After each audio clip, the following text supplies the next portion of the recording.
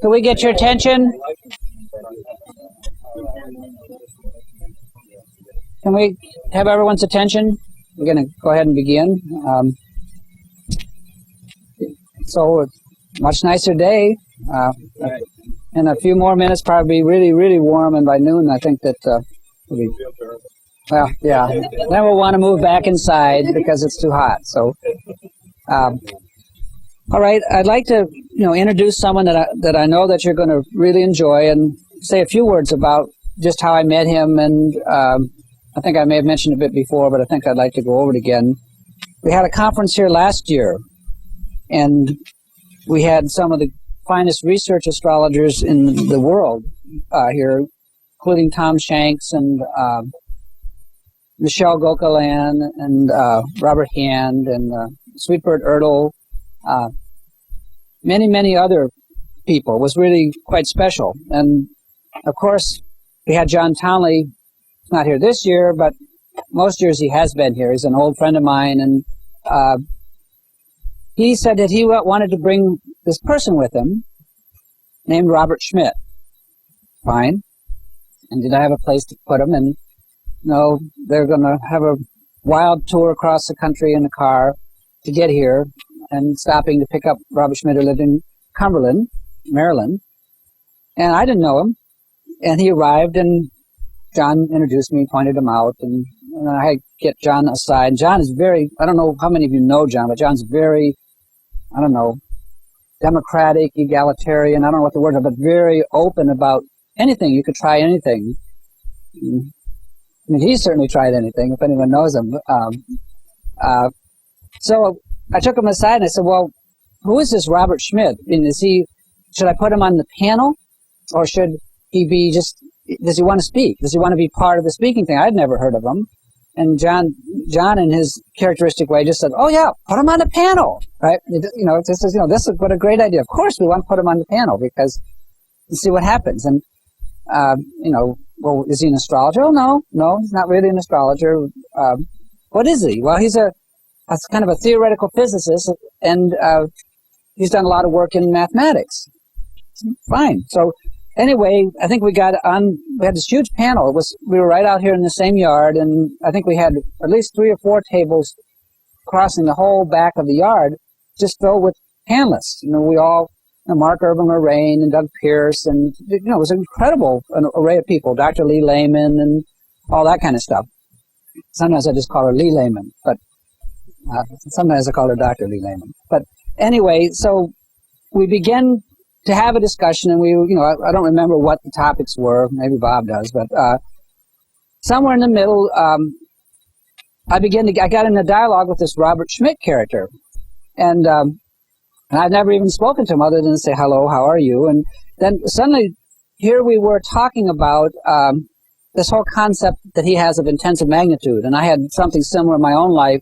And before I know it, we were having this intense conversation. Before I knew it, I was reciting poetry, all kinds of stuff like that. So, it was very profound for me, and it was very profound for Robert. And afterwards, of course, we got together and had some other conversations. Now that there was a kindred spirit. There's some information that we both had tuned into, highly tuned into, that we both resonated to. There was a feedback cycle, and happening. Definitely.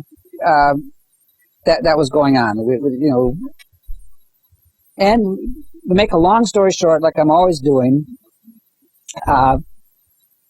Robert came back up again to have some more discussion, and pretty soon he decided he wanted just to move he didn't care too much where he lived. He wanted to bring everything he owned up here and just settle in this area. He has a printing press, and he's published lots of mathematical books, and he does very fine printing work, special editions, small numbers of copies of, they do an excellent job on it. And So they brought the whole thing back up here, and pretty soon we were just kind of working together on a regular basis. And of course, it's been a major asset to Matrix because it gives us a real research focus that we kind of need, especially when Doug Pierce left. We lost our statistician. He went back to school to learn more about artificial intelligence, which is good, but that's his main interest. And we were sorry to see him go, but Robert has kind of filled in some of those shoes, and we're working on many kinds of things. So I think he is one of the unique talents in the world of astrology today. Even if he doesn't call himself exactly an astrologer, that's fine by me. I haven't even asked him lately, but I think that you will enjoy hearing from him, and if you haven't had a chance to meet him personally, you really should take some time to. So I'll present him. Well, just somewhere pretty much.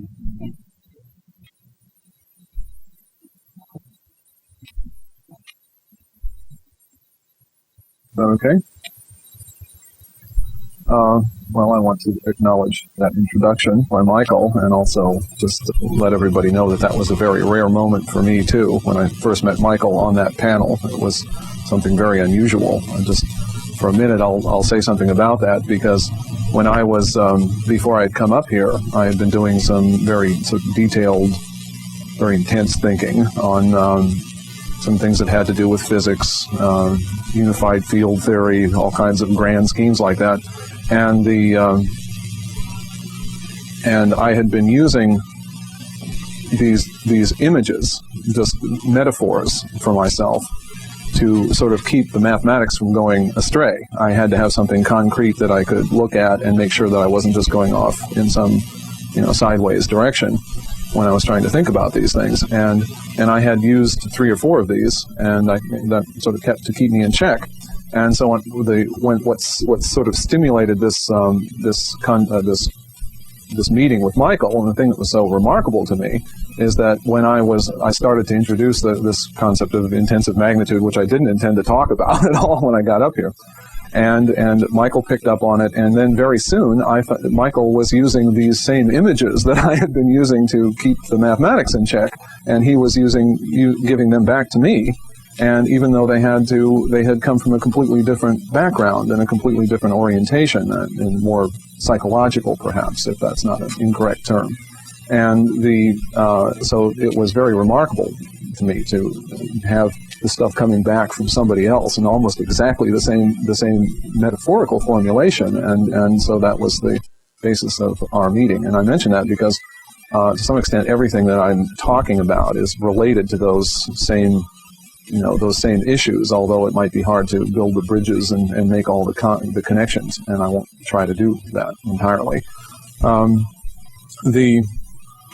I think what I'm going to try to do is say something about the broader significance of chaos theory and how that might have some bearing on the reintegration of science and astrology, not knowing much about astrology, but maybe having an attitude toward the world and the universe that might be considered astrological.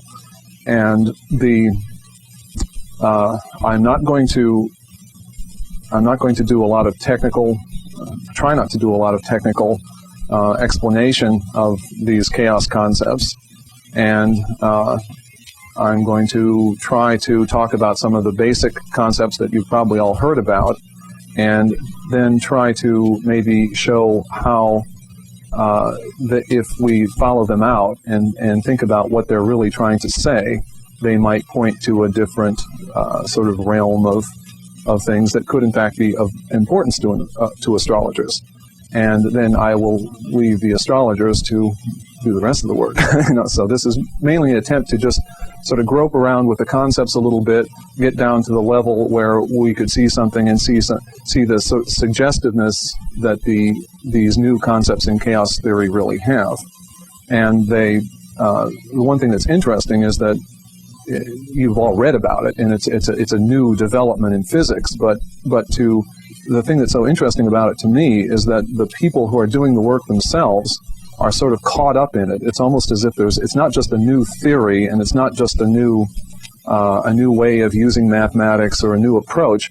You find people who will be looking at computer screens as these strange attractors form, and they're just completely captivated by it. They're seeing something, and they're being drawn into it, but they're not entirely sure what it is. I mean, they have ways of formalizing it and ways of describing it, but there is just something that is almost hypnotic about it. And it's almost as if this is a new image of some kind, perhaps a pre-image, if I intend to return to that word often in this talk. And it's almost as if there's a new vision that is in the making, but has not been completely formed yet. And similarly, the other side of this new development in physics came from a completely mathematical direction by a man named Mandelbrot, whom you've all heard of. The Mandelbrot set is named after him. And he began to do something a little bit different. He was interested in just geometry, the geometry of nature, and the way things, the shapes that things really had. And you are all familiar with, going back to the Greeks, the world is basically made up of circles and straight lines and maybe things that are a little bit more complicated like ellipses and so forth. And we were trained to, everyone has been trained to look at the world that way and to see the patterns that are in the world basically is composed of these very simple standard geometrical forms. Well, this man, Mandelbrot, and some other people who have helped his work considerably, started seeing that there was an entirely new universe of shapes that had never really been studied before and had certainly never been seen in nature. And he called these things fractals. And that's a sort of intimidating term that doesn't have to be as intimidating as it really is. The fractal shape is one that usually has a kind of self-similarity. Dr. Landscheid showed some pictures of those the other day, which simply means that the structures or the shapes will repeat themselves at finer and finer scales. Sometimes not identically, but there's always a similarity that connects the repetition of the shapes at lower and lower scales. And in fact, this Mandelbrot, mathematician, began to look around in the world and in nature and in economic cycles. He's had his hand in those as well. And he began to see, or at least thought he saw, these shapes everywhere. And if you read a popular book of his called The Fractal Geometry of Nature, you will find him full of the same kind of sort of evangelical spirit that you find in the other in the people who are advocating chaos theory. In other words, he says, let's retrain the intuition. Let's look at nature in an entirely new way. And the clouds don't have the shapes that you think they do. Everything is really these very complicated, self-similar. Very complicated from one point of view, but very simple from another point of view. I mean, they can be easily defined. It's just they can't be easily resolved into the standard geometrical shapes that we, are accustomed to thinking in. So there is this, both from the mathematical side of the fractal geometry and also from what you might call the more dynamical side of chaos theory, there has been this fascination with a new way of looking at nature. And what I want to talk about a little bit is what vistas, what new shapes, what new patterns, what new things, what new beings are really being revealed by this, because it's not entirely clear that the people who are doing this work realize that, and it's not they're not trying. It's certainly it's not that they're unintelligent. It's just that this is something very difficult and very hard for people to penetrate into, because people haven't looked this way before, or at least they haven't looked this way for many years. So what I'll try to do is sort of take some of the simple concepts that you've heard and maybe try to talk about them a little bit, sort of maybe take them down into levels that are a little bit more obscure and so forth, and maybe give a few hints about what I think is really being seen by these people and perhaps not recognized for what it is. And somewhere along the line, I'll try to say that has something to do with astrology. Anyway,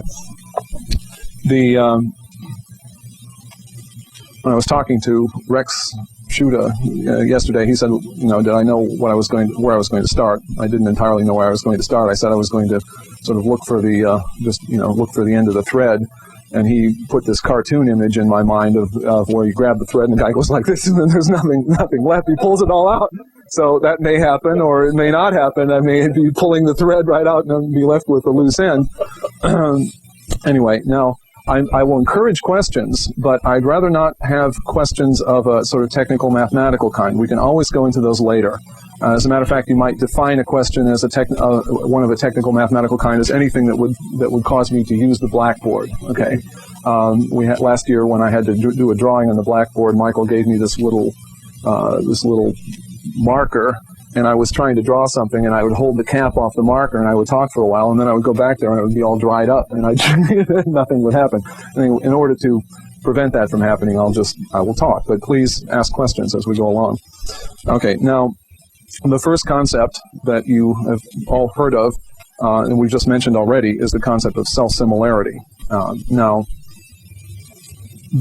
first of all, it's important to say that this concept of self-similarity has only been introduced and researched in the context of geometry.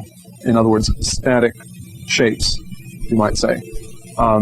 It is very, very tempting to say that because the large structure is reflecting structures at a lower level, it's very tempting to say that this is a metaphor or an example of as above, so below.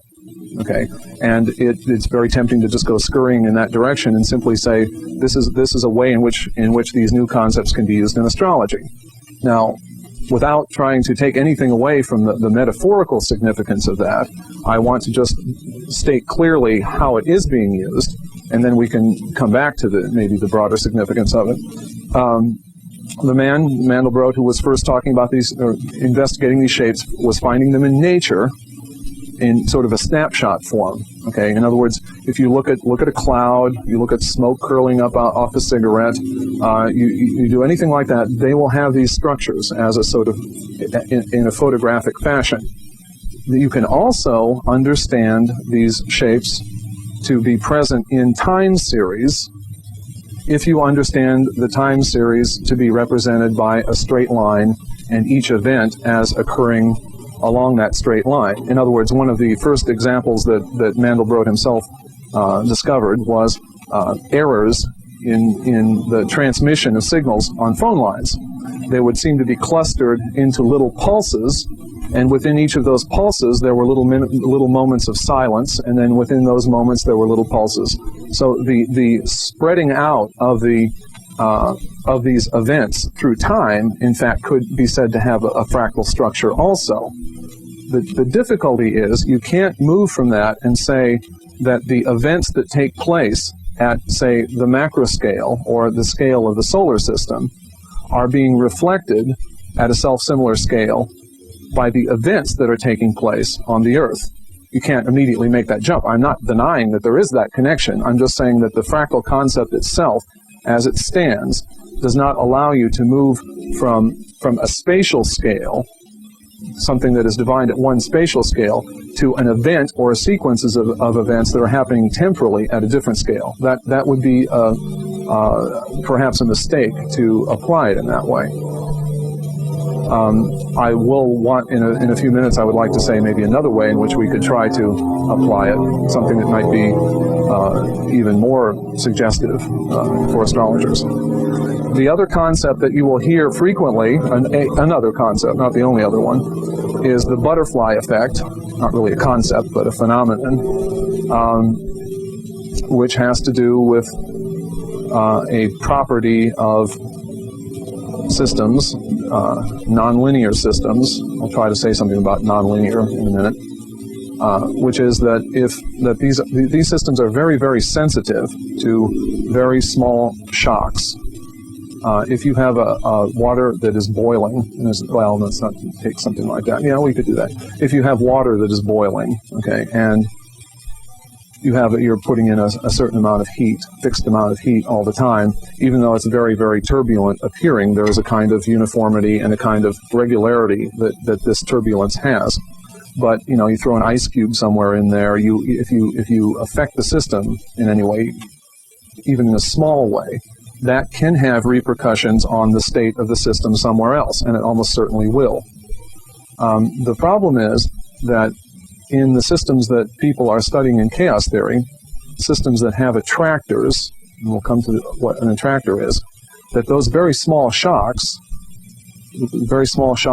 causing the system to change will, in fact, their effects will be very, very peculiar. It's not that they won't have an effect, it's just that the system will revert back to the attractor.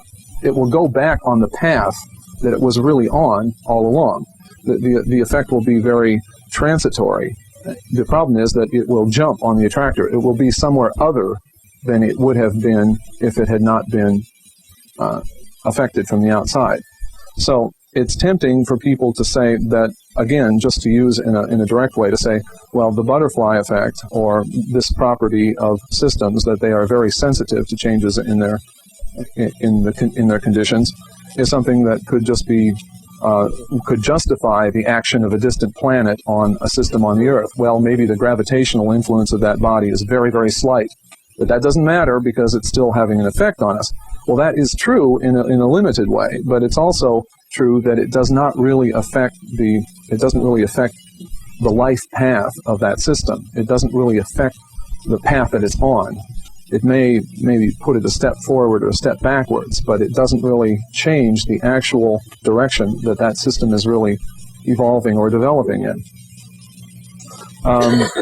So related to that, let me just say something about attractors, because these attractors, and this is one of the reasons why the physicists themselves are getting so fascinated by them, they're very odd objects, at least chaotic attractors.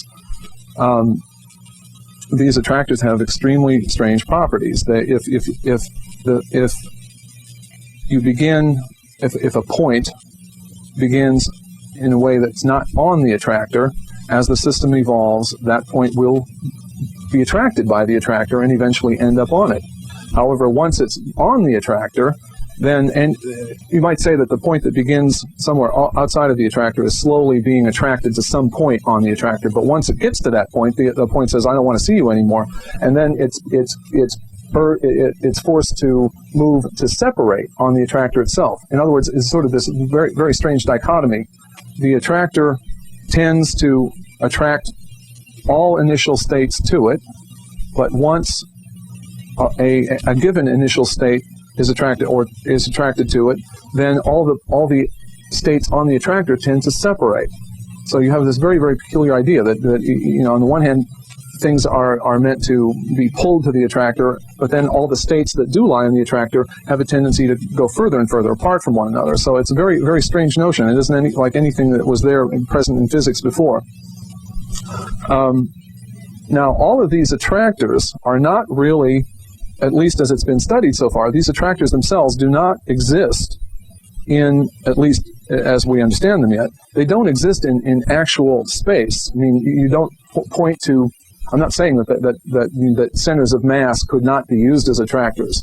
I'm saying that as they have been studied so far, these attractors have a very abstract existence, and that has to be understood. They do not exist in physical spaces that you look around and see in your everyday life. They exist in very abstract spaces that are called phase spaces. Now, a phase space is partly abstract because the variables that correspond to the coordinates are not themselves.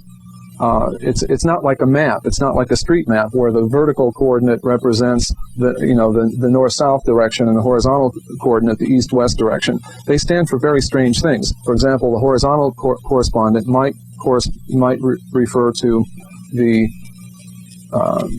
a distance, but the vertical coordinate will refer to the velocity.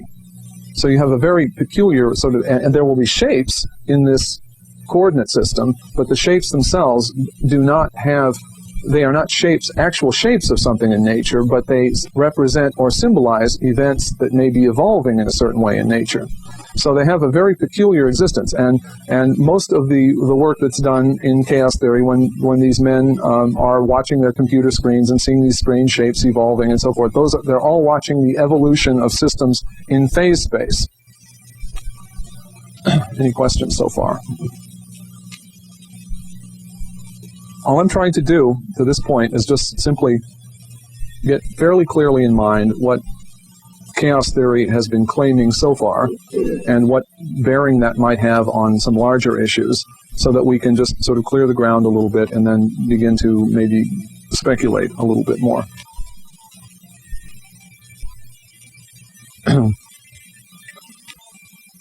Let's maybe talk about one more concept that's very important, and it has to do with information. And there isn't a lot of coherence to chaos theory yet, in my opinion. There are very, very interesting methods and descriptive methods, and there are sort of brilliant predictions that have been made. But the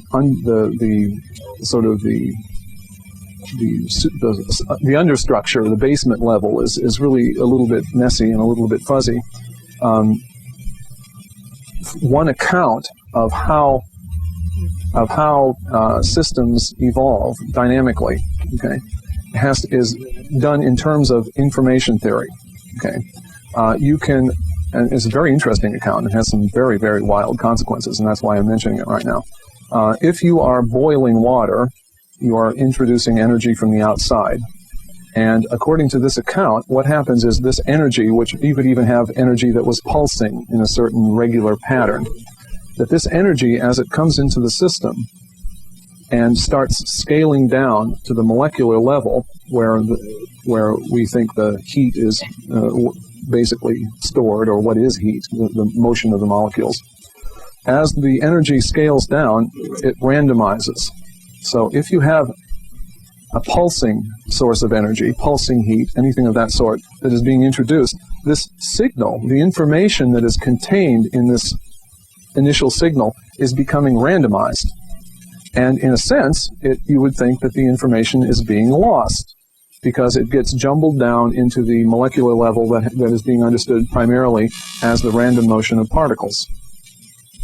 However, we do notice order in these systems.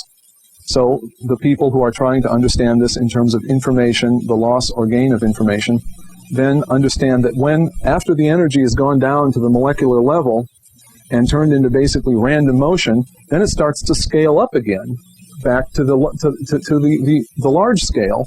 And as it does so, it follows a certain pattern, which is that attractor that we just mentioned. In other words, you might say that in complete contradiction to Heraclitus, that the road up and the road down were not one and the same in this case. Now, in other words, we go down and we randomize and we come up again in accordance with an attractor. The very strange thing about this is that the pattern that is created as the energy scales up again, and the way in which that pattern is measured and exhibited, is not always in a very normal and obvious relationship to the pattern, the pulsing energy that was introduced at the beginning. There can be very odd distortions in it. Sometimes it's very hard to set up a one-to-one correspondence. If you have a pulsating or oscillating source of input energy, there may be a cycle that arises out of that, but it might not even be a cycle that has the same period. It might not even be a harmonic of that cycle. It may not even be a tamed or stable cycle at all. It may be something chaotic. So the question is, what's really happened here is you have energy that's gone in, that energy that maybe contains a message. It has a certain period or a certain structure to it, but when it comes upscale, it seems to be changed. According to one account, and this is not necessarily one I endorse, but one interpretation of all these events, that's the creation of information. In other words, the energy is new information is being created by these dynamical systems. And the people who have this particular view of chaos theory become very, very adventuresome with it, and they say, well, that's how life arises, and that's how evolution change. They generalize very far beyond that. But it's an extremely interesting view that in some way that it wouldn't be just that there was energy or information that was present in different forms, and that information was always being preserved or just being moved around, but that new information was being created by these dynamical systems.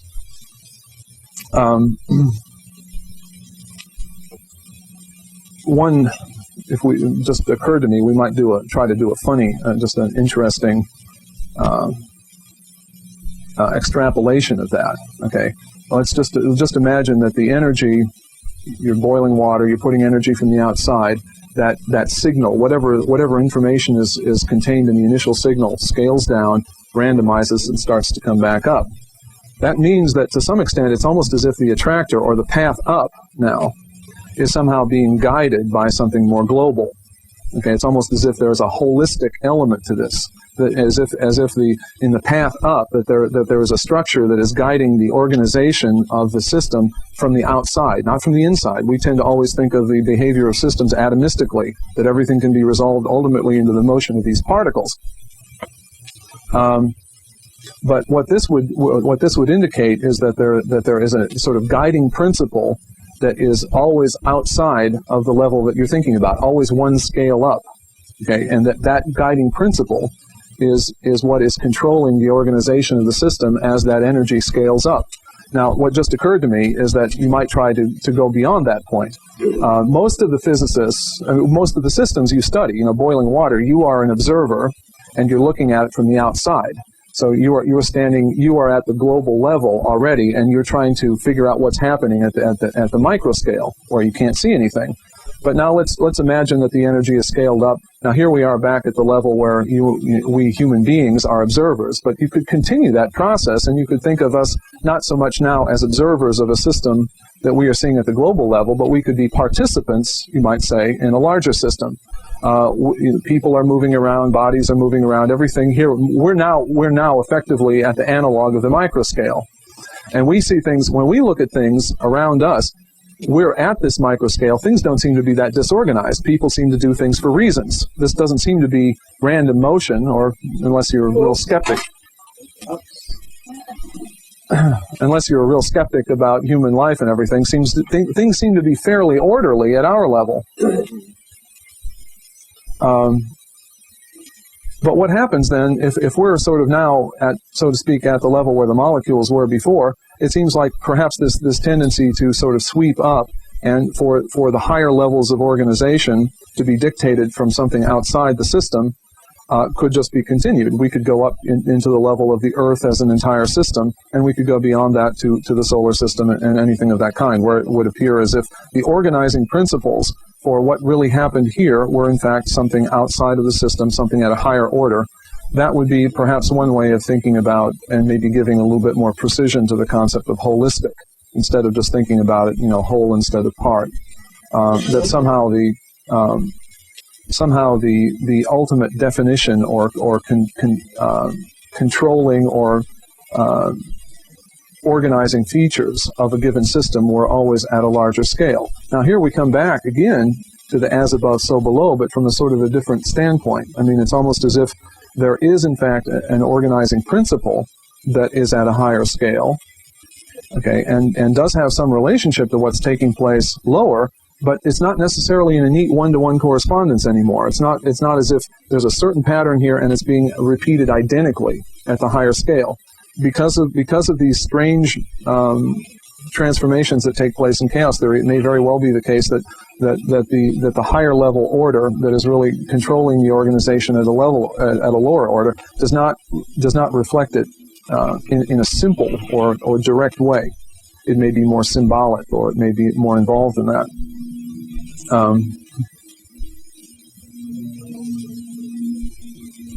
Any questions? Yes. Chaos theory, anything connected with fuzzy logic? Not yet. Not as people are thinking about it, unless there's some new development that I'm not aware of. I mean, you might try to make a connection in that direction. Chaos theory, as it stands right now, is meant to be something that is exact rather than something that's fuzzy. In other words, even though the systems appear to be very, very hard to understand, hard to describe, they are the result of extremely specific, highly defined conditions, or input parameters, or whatever you want to call them. So I think fuzzy logic is coming from a very different direction. I think we could talk about fuzzy logic in different contexts, but Yeah, actually, correlating what you're talking to the very old Indian system where you're talking about space station, and immediately I was thinking about what they call computers, Mhm. around the universe. Mhm. And they had Roger Schmidt, somebody help me out. Thank you. Consciousness, energy, and matter, which Mhm. are found. I didn't hear the last part of that. Which are, They had what? well, Uh-huh. it translates to consciousness, Uh-huh. energy, and matter. Yeah. Which are effective. And they Mhm. are in that program. Mhm. And how they dance around and how they, whatever they do to create. Yes. That's what becomes things. Now, does that sound so like what you're talking about? Well, it might be. There's an article that might be just as hard to follow as I mean, more as mysterious that I wrote about something that's like that. It's in the Matrix Journal. Yeah. Yes, I understand. I understand that. I'm not trying to discourage any thinking in that direction at all. But I'm just saying that we do it with a little bit of care for now, and I'd be interested to talk about that later. Yeah. And hear more about it. Yes, please go ahead. Quick question. If you, for instance, say you have a pulse, like the boiling water example, Yes. you have a certain pulse. Yes. I mean, if you vary the pulse, should there be a variation in the result? There will be a variation in the result, yes. But again, it won't reflect necessarily the pulse, but there should be a Yes. variation for every variation. yes, there is. Chaos if you put too much energy into the system. That's right. Steps. Second, two periods, 4 Yes. periods, 8 periods, Yes. and then suddenly chaos. So there'll be a ratio. There will be an order to the way in which the system changes its behavior as you vary things like the input parameters. And that's been studied a great deal. And some of it's extremely interesting and just baffles the imagination. A very interesting feature of that, we could maybe talk about that in this context. You have the system, boiling water, or you have another really good example that's used a lot is a pendulum, an ordinary pendulum that is being pumped. Now, ordinarily, the pendulum just moves because of gravitational things until it stops. But, yeah, or coupled pendulums. But you can have a sort of extraneous driving cycle for that pendulum. It's almost like you keep pushing it and you can do that in certain frequencies. And then the behavior of the pendulum will not be as regular as you expect, and sometimes it can actually be chaotic. So it's a very simple system that can be used, just a second, to study that. Now, the thing that's interesting about these systems, as you vary their parameters, like you suggested, there seem to be certain universal properties that pertain not just to that one system. In other words, the variation, the rate at which the way in which the behavior of the system changes can apply to another system that's defined by entirely different equations. And this is what really surprised people when they first learned about these things. You could have a system that was defined by ordinary x's and y's in a simple way, algebraic polynomials or whatever it was in a simple way. And you could have a system over here that was defined with trigonometric functions, sine curves and all kinds of things like that. And they didn't seem to have anything to do with one another. As a matter of fact, according to sort of traditional thinking, it would mean because of the sort of different classes of the defining equations mathematically, it would mean that the systems really had to have different natures in some way. Now, one of the most interesting results of chaos theory is that many of the properties that they discover as they vary the parameters seem to be universal to systems that don't appear to have anything in common. And not only that, they are so broadly different that they don't even seem to be related to one another as sort of genus to species anymore. I mean, you might say, well, this is just a more general. It's not that the one system is just a more generally defined than the other system. It's not that one is just has a more universal set of equations, and this one is just a special case of it. Instead, they seem to be entirely different systems that have entirely different defining equations, yet they have the same properties as you modify, as you study them, as you interfere with the system and see what happens.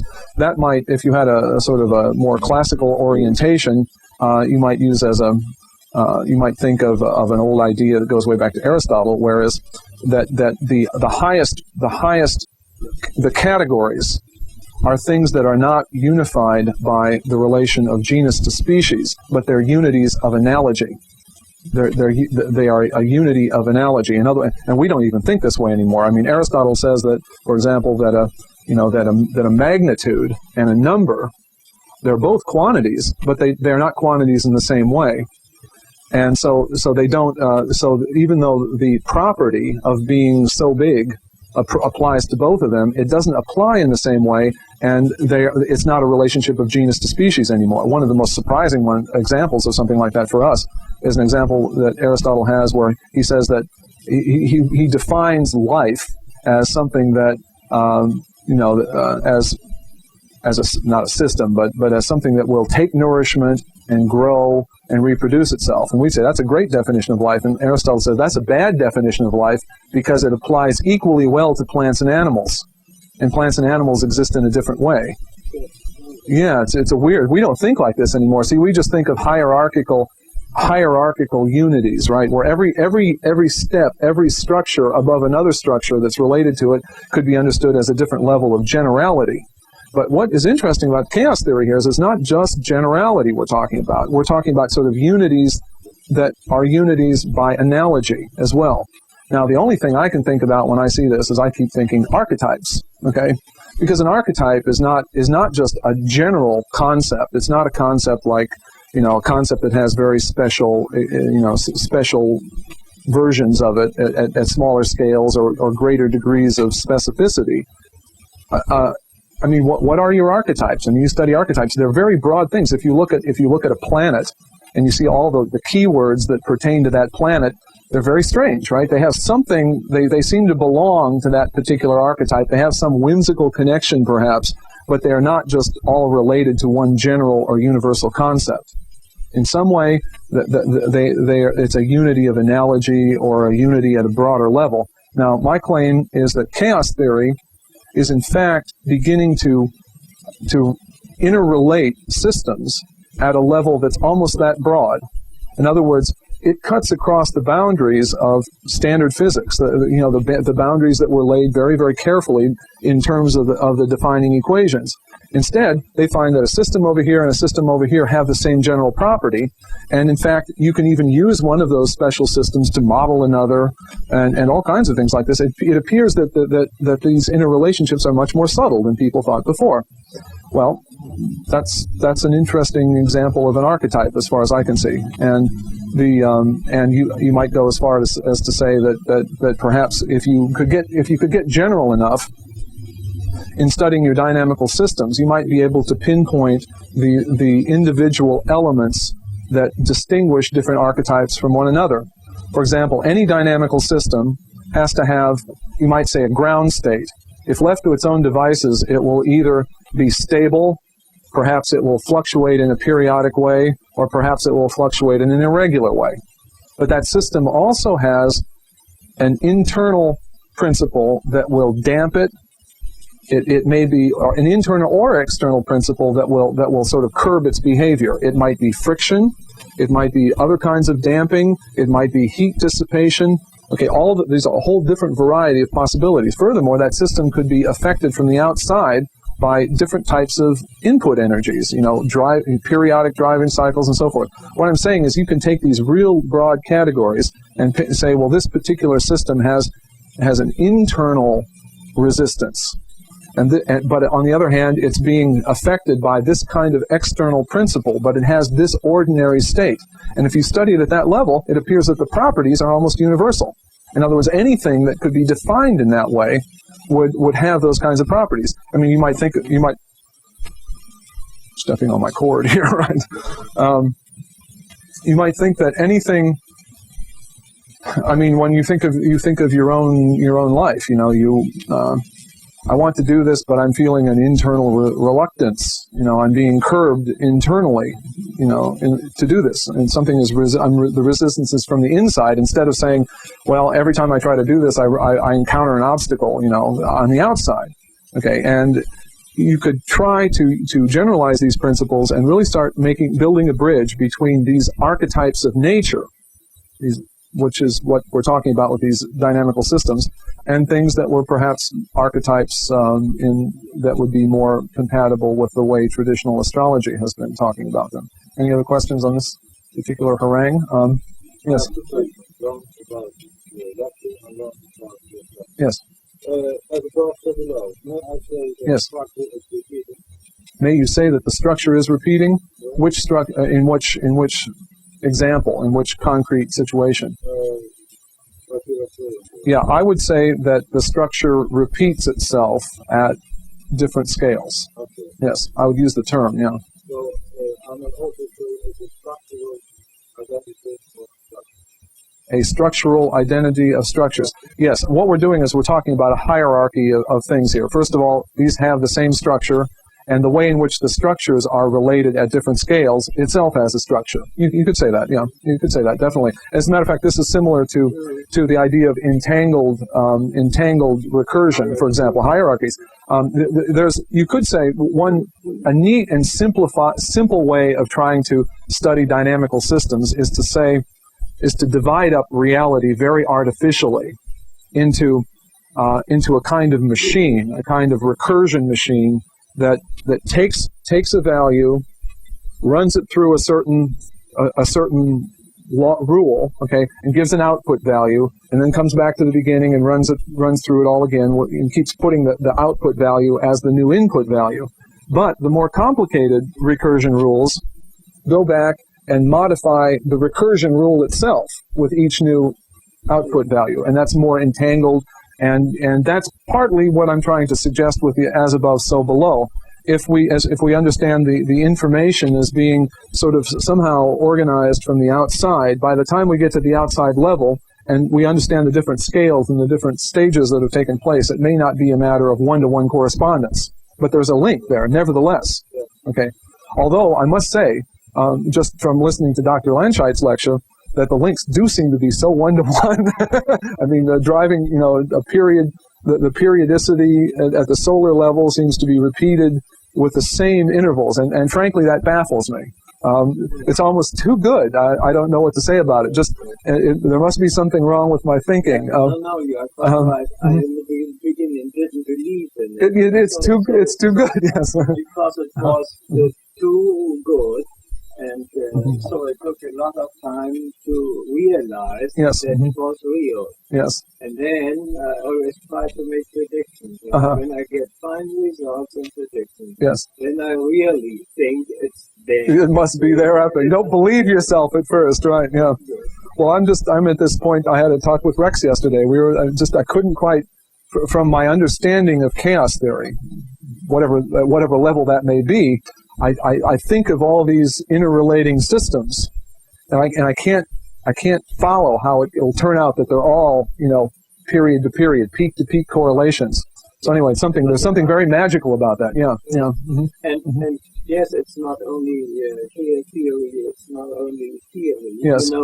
You can look at special states you find in nature. Yes. Magnetism, non-magnetism, yes. for instance. Mm-hmm. Then you can go to a boundary yes. that Mm-hmm. exists, Curie temperature. Yes. Because mm-hmm. when you go, when there's a phase transition mm-hmm. to this boundary, you get from one state to the opposite. Yes. From magnetism mm-hmm. to non-magnetism, or from non-magnetism yes. to magnetism. Even though, yes. And when you apply mm-hmm. this technique, this formalism, mm-hmm. then you get wonderful pictures again, different, yes. and mm-hmm. you can learn from them, yes. and they are related yes. to what you learn as mm-hmm. a physicist. Mm-hmm. And when you take different materials, mm-hmm.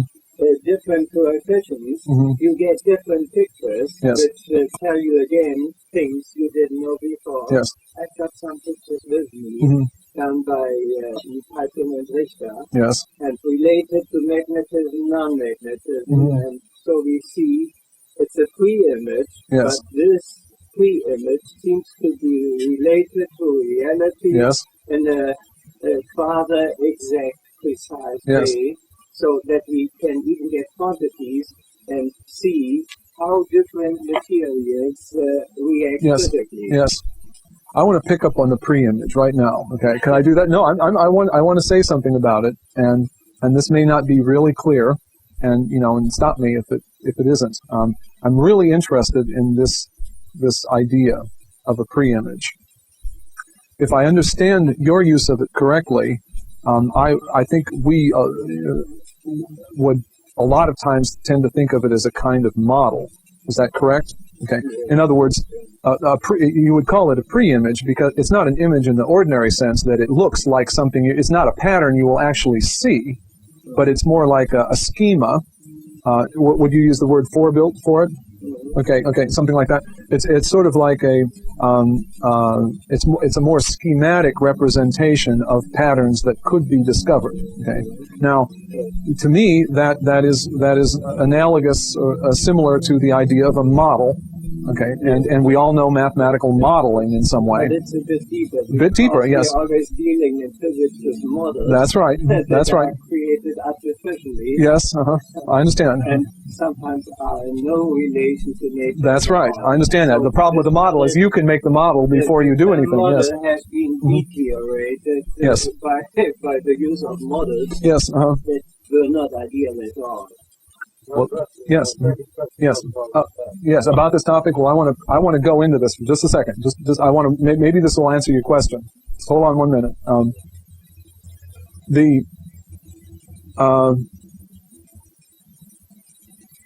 I said at the beginning that I thought that the people who are doing chaos theory, both the people who are looking at the geometrical structure of nature, fractal structure of nature, as well as the people who are studying it dynamically. By the way, these two approaches have not yet come together. This is something that's really almost, it should make you think that perhaps they have not seen clearly what they're trying to see. Because if you take the boiling water, you can take one point in that boiling water, one spot, okay, and you can measure the temperature as it evolves through time. And you can in fact find, and you put this in one of these phase spaces we talked about, and in fact it will return and have a very, very neat structure at that one point, okay, as it evolves through time. On the other hand, you can look at the boiling water in a photographic fashion, statically, as if you took and you can say that it has a certain fractal structure. That way, a conjecture by Mandelbrot is that in turbulence, boiling water, the isothermal surfaces, the surfaces where all the heat is exactly the same, okay, the temperature is the same all the way around, that have a fractal structure. Okay, that means that if you look at a photograph of boiling water and you could somehow see where all the heat, all the places where the temperature was the same, if you could sort of trace those all out, all these surfaces would be inner sort of folded in a way that had a fractal structure. So you can say something about it statically. You can overall, okay, you can say something about one point in it as it evolves through time, but you can't bring these two views together. In other words, you can't really get a complete picture of what turbulence is. In other words, you can't see how the whole picture evolves through time. There is a bifurcation in the view, and that's a real stupid mathematical pun, right? Anyway. You can actually, and this is a problem. Now, what does something like that mean? Does it mean that the mathematical methods that are being applied are just not good enough yet, and if we just keep going along the same path, we'll bring these two together or something? Is that what it means? Well, that could be what it means. It doesn't mean that we have to get more and more complicated equations or study things in higher dimensional spaces, model them in all kinds of complicated ways, just in order to bring the static and the dynamical together. Well, that's one possibility. Yes. Yes, we should look at nature, how nature does it. Learn from nature, yes. Learn from nature, looking at this sun. Yes. That could suggest the unities that are there. It could show us, and that's kind of what I would like to say, from a different point of view. But I think it amounts to something largely similar. If you take, am I running out of time? Okay, yeah, okay, I'll get to that in just 1 second. I'm sorry if I missed. Was it your question that I missed? Okay. Yes. Yes. Yes. Right. Mm-hmm. As you pump it, yeah, right. Mm-hmm. Yeah, that's a good example. That's right. Yeah. Or as somebody tries to push you, you have problems. Sometimes, that's a good nonlinear dynamical model. Let me just sort of quickly pick up on this a minute, because Dr. Landscheid suggests that what we ought to do in order to somehow find what it is that unifies this static view, fractal view, and this dynamical view is that we ought to look at nature itself, supposedly as, nature, what happens in nature, presumably being one thing, and that we've somehow artificially resolved it into two things in an incorrect way. Well, I'm trying to say something a little bit similar to that. I think it is. But what I want to go back to just for a minute is touch on the idea of a phase space. Okay, this phase spaces where we, just to repeat again, where we don't have an actual map. It's not an actual picture of something that you could go out and find, but the vertical coordinates and the horizontal coordinates are themselves represent things that are in a more abstract, represent a system in a more abstract way. The vertical coordinate might be the velocity, and the horizontal coordinate the distance traversed. In the example of the pendulum, for example, the pendulum has a certain angular displacement through time. That could be represented on the horizontal axis, whereas the instantaneous velocity could be represented on the vertical axis.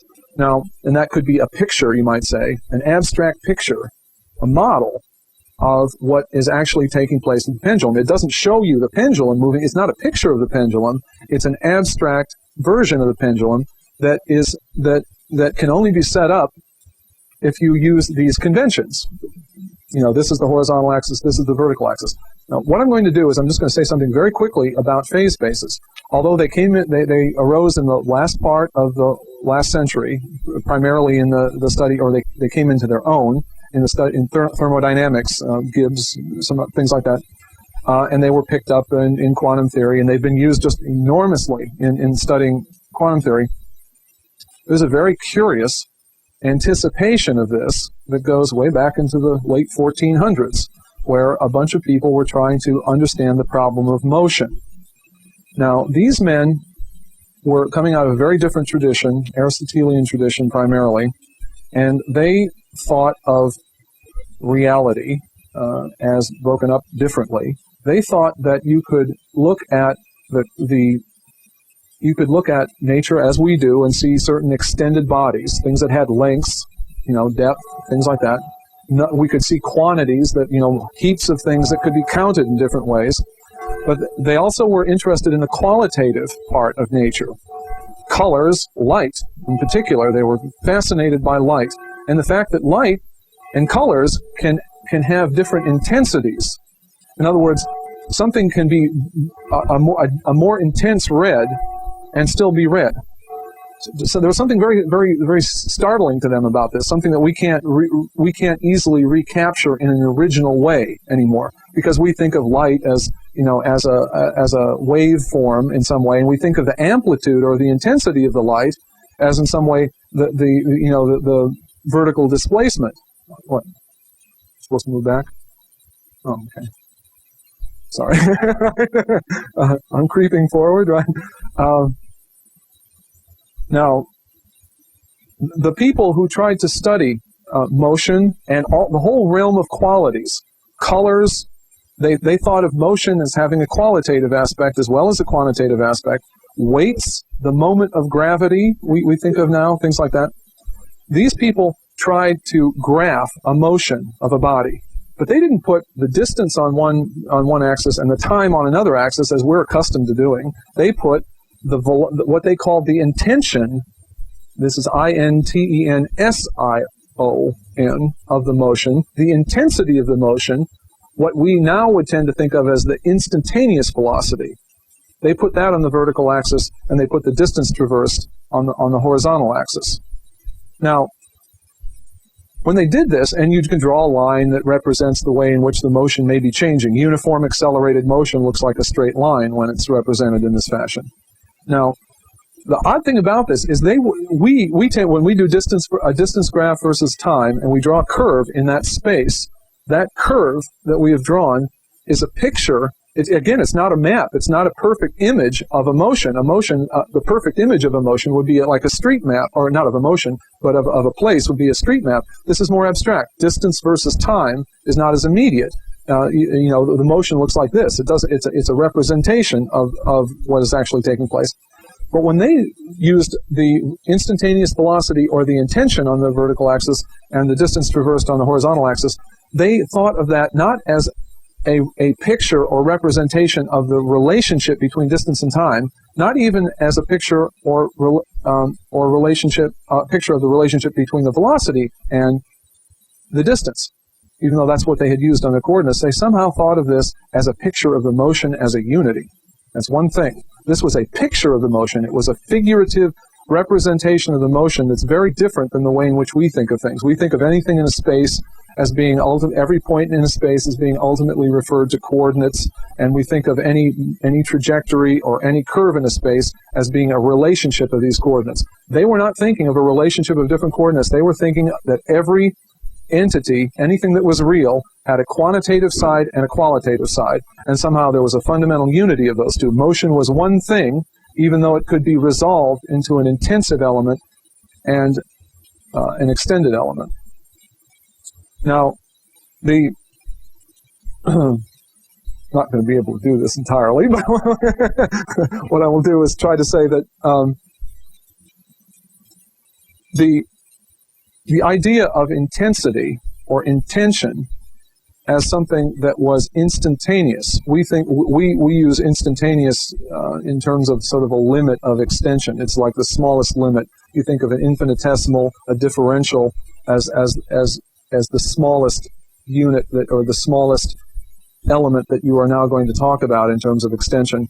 Well, they thought of that element that was sort of the limit of the extension thing. They thought of that element, that one little tiny thing that was supposed to be indivisible. They thought of that as the intention. And that was all something that happened within a moment. It was all instantaneous. They thought the intention was something that was momentary and unified in one, and the extension was something that took place through time.